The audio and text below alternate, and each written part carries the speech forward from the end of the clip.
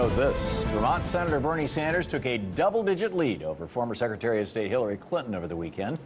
The YouGov CBS News poll came out yesterday and shows that Sanders is enjoying 52% support among Democratic primary voters in New Hampshire compared to Hillary Clinton's 30%.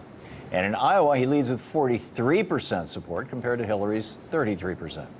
And with that commanding lead, earlier today, he spoke to a crowd of 10,000 students and faculty alongside local Sanders supporters at the Jerry Falwell-founded Liberty University. His speech played off his core messages about growing income inequality and the disappearing middle class, but it also featured a message of morality and justice. Take a look. Now, when we talk about morality and when we talk about justice, we have to, in my view, understand that there is no justice when so few have so much and so many have so little. But Bernie's message isn't just resonating around the United States. On Saturday, the British Labour Party selected Jeremy Corbyn to be that party's new leader. The MP from Islington North and longtime leftist won leadership with nearly 60% of the vote. Corbyn's platform includes anti-austerity measures and a plan to renationalize the railroads and major utilities. Senator Sanders commended Corbyn's win in an email to the Huffington Post. "We need leadership," he said, "in every country in the world which tells the billionaire class that they cannot have it all." So what can we make of Bernie's successes in early primary states here in America and Labour's movement to the left in the UK?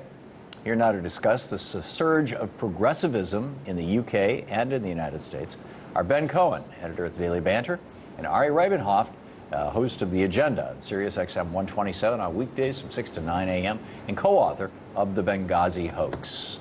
Ben, Ari, great to have you both with us tonight. Thank you for joining us. Either of you guys remember the story of the 100 monkeys? It was a popular thing maybe a decade or so ago, but the monkeys in this one island off the coast of Japan started washing things, and when the 100th monkey, washing their food in the ocean, and when the 100th monkey started doing it, suddenly all the monkeys started doing it, and then monkeys on similar nearby islands started doing it. And you know the story, okay? Yeah. It's probably apocryphal, but it's like there's something, you know, it's like Carl Jung called it the collective unconscious. You know, I want to get into the nuts and bolts of all this, but it also seems to me that there's a progressive wave of some kind just sweeping the planet. I was in Germany last week with a bunch of people from literally all over the world, from South Africa, from Scotland, from England, from Germany, from on and on. And when I went up to my room at 11:15, 11:30 Sunday morning and read on BBC that Jeremy Corbyn had just won, came down and a bunch of people were there for lunch and mentioned it. And the room like broke into applause, you know, a whole bunch of, these are all people who do like social work all over the world. And it's just like, it seems like something's going on, something really big is going on. Pardon my soliloquy here, but thoughts? I would agree 100%. I think the more we're becoming interconnected and interdependent, there seems to be some growing awareness globally that something's very, very wrong, that inequality is not acceptable, that we don't have to live like this. There are alternatives, that war, poverty, inequality, these things are not predetermined and just a fact of human existence, that there might be some sort of, you know, equilibrium we can have. Environmental catastrophe is not, you know, that's not our destiny.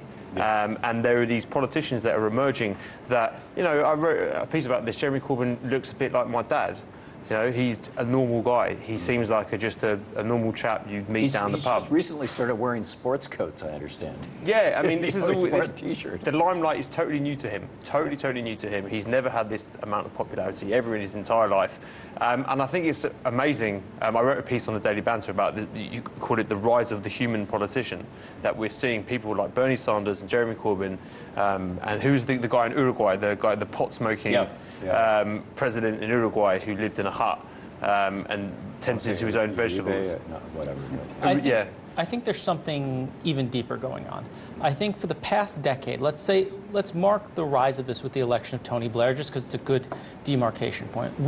progressives were told we had to suck up our progressive values, Right. that we had to ignore our progressivism, that in the U.S. we had to elect DLC type people. In Britain, you had to move away from the old style Labour Party and elect this new style Tony Blair. And we've realized what that's led to.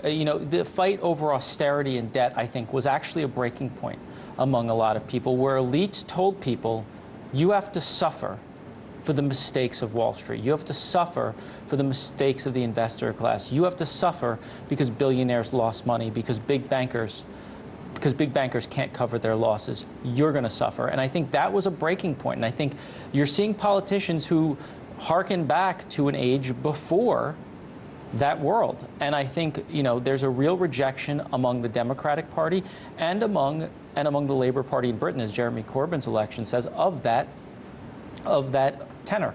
If we were to, and I really want to get into who is Jeremy Corbyn and what's going on with all this, but just first, structurally, something that you just noted, and actually adding on to what you said, Ben.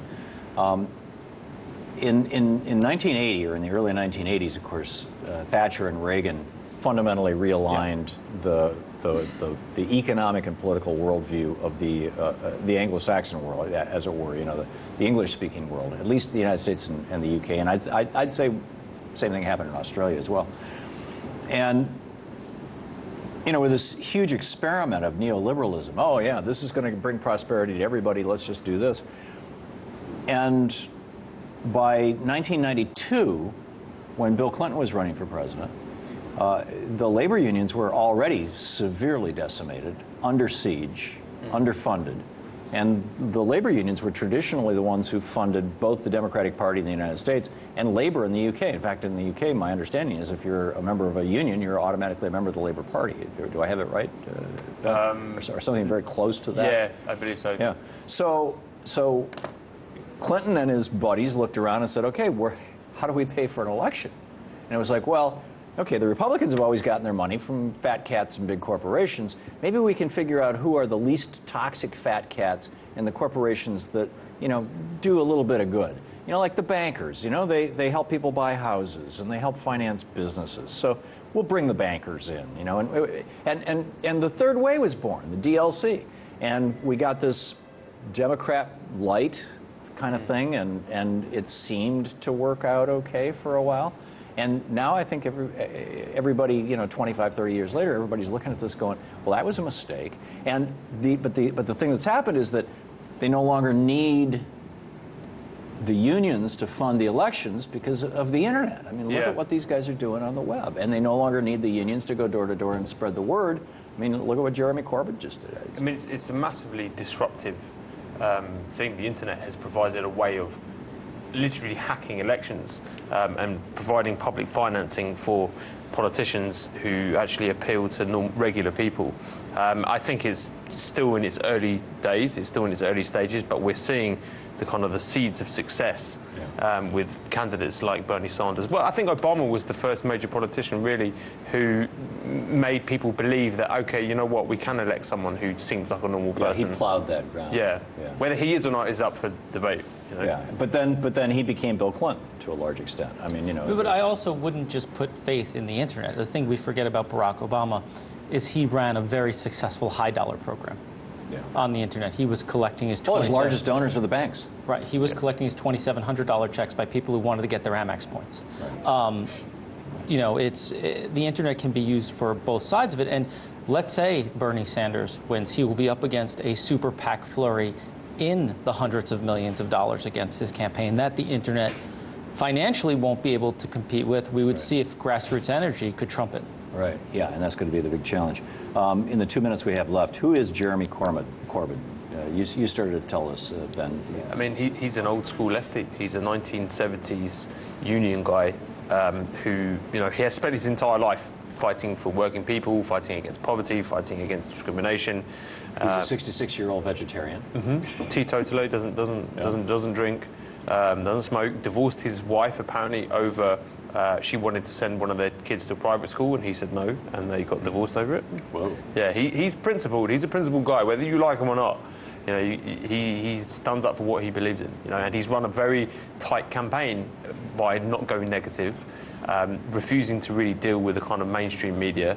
He's largely avoided the BBC, largely avoided all the crappy tabloid newspapers. Right, which is why I think everybody was shocked. Are your thoughts on Look, I think we started this talking about how it's a global reshaping, and I think the interesting part is how he avoided the media. Tony Abbott fell in Australia this morning. Right. Although he was replaced by another conservative, it was a conservative who believes in climate change. Right, but it's, there is something going on globally. You started with that tale of 100 monkeys. I think that you're seeing something around the world, people rejecting a system that's been in place, you're right, since Reagan and Thatcher, and on the left since Clinton and Blair, that politicians need to watch out for. Yeah.